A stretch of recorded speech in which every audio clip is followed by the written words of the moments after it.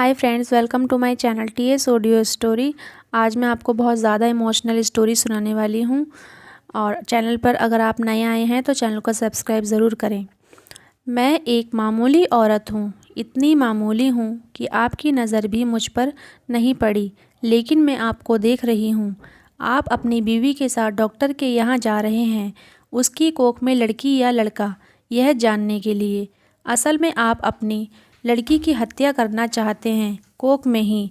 आपको यह ख्याल भी नहीं आ सकता कि जिस सड़क से आप जा रहे हैं उसे मैंने बनाया है। मैंने यहाँ रोड़ियाँ बिछाई और फिर उन्हें दुर्मुट से कूटा था। मेरी छोटी बेटी तब यहाँ किनारे पर उगी झाड़ियों में ऊँगती रहती थी। मेरी 3 बेटियाँ हैं। मेरा आदमी कहता था कि अगर बेटा नहीं हुआ तो मुझे छोड़ देगा। उसने कहने के लिए मुझे छोड़ भी दिया, पर अब भी पका पकाया खाने के लिए जब तब आ जाता है। चिकनी चुपड़ी बातें भी करता है। मैं सब समझती हूँ, फिर सोचती हूँ चलो मेरी बेटियों का बाप है। कमाल है, जिन बेटियों से वह छुट्टी चाहता था उन्हीं बेटियों के नाम की थाली में उसे परोस देती हूँ। वह समझता है बेटियाँ बोझ हैं।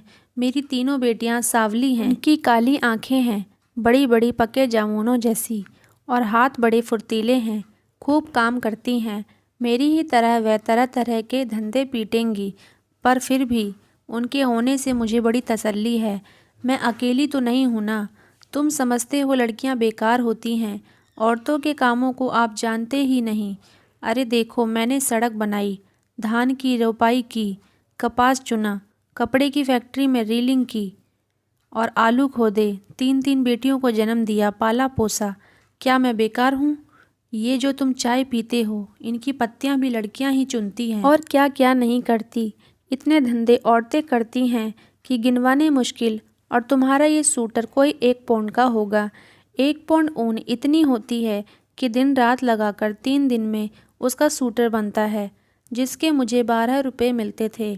तब बच्चियाँ छोटी थी तो सोचती थी घर में उनके पास बैठे बैठे बुनाई कर सकती हूँ, लेकिन धंधा बड़े नुकसान का था। फिर ठेकेदार ने मीन मेख निकालनी शुरू की और मुझ पर गलत नज़र डालने लगा, तो मैंने ये धंधा छोड़ दिया। फिर आटे की फैक्ट्री में काम किया। बड़े काम छोड़े और पकड़े। 2-4 मुर्गियाँ और बकरियाँ तो खैर पालती ही हूँ। इसी तरह रूखा सूखा चलता है। ये जो तुम्हारी बीबी ने रेशमी साड़ी पहन रखी है, इसके धागे भी औरतें तैयार करती हैं, कीड़े पालती हैं। मुश्किल काम है। जांघ में घाव हो जाते हैं, धान की रोपनी में भी पैरों में खारवे हो जाते हैं और कमर झुके झुके टूट जाती है। मुझ पर पैसे होते तो अपनी लड़कियों को पढ़ाती लिखाती, उन्हें मास्टरनी बनाती या डॉक्टरनी। तुम खुद पढ़े लिखे हो, पैसे वाले भी दिखते हो। तुम लड़की का गर्व क्यों गिरवाना चाहते हो? समझते हो तुम्हारी लड़की कोई काम नहीं कर सकती? अरे आदमी कोई फालतू चीज़ नहीं, 100 काम है उसके करने को। फिर इस तरह सोच समझकर लड़कियों को मारना तो कुदरत से खिलवाड़ है। अगर मान लो तुम्हारे घर पर लड़का हो गया तो तुम क्या सोचते हो, वो तुम्हें लड़की से ज़्यादा प्यार करेगा? फिर लड़के बिगड़ते भी बहुत हैं। आजकल उनका ध्यान सरातर ताश और मारपीट में ज़्यादा हो गया है। मान लो लड़की ही पैदा हो जाए तो क्या, तुम उसे पढ़ाना लिखाना, वो तुम्हें खूब प्यार करेगी। लड़कियां माँ बाप को खूब प्यार करती है। तुम्हारे घर में रौनक होगी सो अलग से। तुम सोचते हो दहेज देना पड़ेगा, तो तुम उसे खाने कमाने लायक कर देना। दहेज मांगने वाले से शादी मत करना। हो सकता है अपने आप ही ऐसा लड़का मिल जाए जो बिना दहेज के शादी कर ले। अगर ना मिले तो क्या, वो कमाएगी खाएगी और तुम्हारा सहारा बनेगी। हो सकता है वह तुम्हारा नाम रोशन कर दे। तुम्हारे लिए क्या पैसा ही सब कुछ हो गया, या दुनिया का डर अपनी बेटी से भी बड़ा हो गया? आखिर तुम अपनी बेटी को प्यार तो कर ही सकते हो, और बेटी भी तुम्हें प्यार कर सकती है।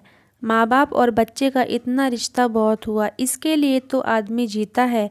पैसे को चाहे जितना मानो, पर मोह ममता फिर भी बड़ी चीज़ है।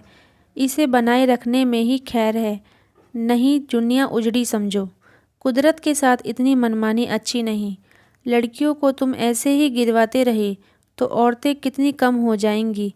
फिर तुम उनके लिए कुत्तों की तरह लड़ोगे।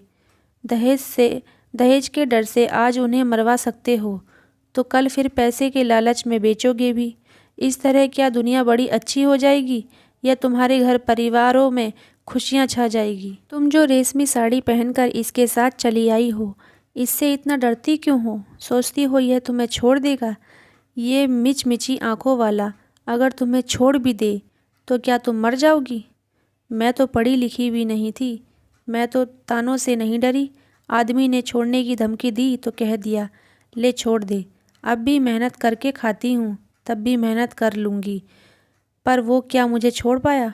हम औरतें बड़े काम की हैं, हमें ये ऐसे ही थोड़े छोड़ सकते हैं। परिवार की ज़रूरत तो इन्हें भी है, नहीं तो हाफते हाफते मर जाएंगे, कोई पानी देने वाला भी नहीं मिलेगा। मैं तो कहती हूँ बेटी भी पैदा करो, दहेज भी मत दो और डरो भी मत। देखना दुनिया ऐसे ही चलेगी, इससे अच्छी चलेगी, दांव धौंस कुछ कम ही होगी। मेरी बेटी ने कढ़ाई सिलाई सीखी है, वो ना होती तो फिर क्या था? मैं तो दुनिया में धंधा पीटती मर जाती। अब भी मेहनत करती हूँ, पर मन में खुशी भी है कि मेरी 3 लड़कियाँ खूब हुनर वाली हैं। कोयल जैसी आवाज़ है उनकी, सुनने से थकान मिट जाती है। ना करे कोई शादी, अपनी ज़िंदगी भाड़ बनाएगा, और जो शादी करेगा सो भाग्यवान होगा। हूँ ठेकेदार आता दिखता है, आंखों से कम सूझने लगा है। ये जो लिबर्टी सिनेमा है ना, इसे गिराना है। मालिक यहाँ पूरी बाजार भर दुकानें बनवाना चाहता है। यहीं मलबा ढोने का काम करूँगी। काम तो ठीक है, मैंने बहुत किया है, पर इसके सामने ये डॉक्टर की दुकान है। यहाँ लड़का लड़की का टेस्ट होता है। बस इसे देख देख के मन में बेचैनी बनी रहती है। घड़ी घड़ी तुम्हारे जैसों की सूरत देखनी पड़ेगी हथियारों की। बस कहीं और काम मिला तो ये जगह छोड़ दूँगी।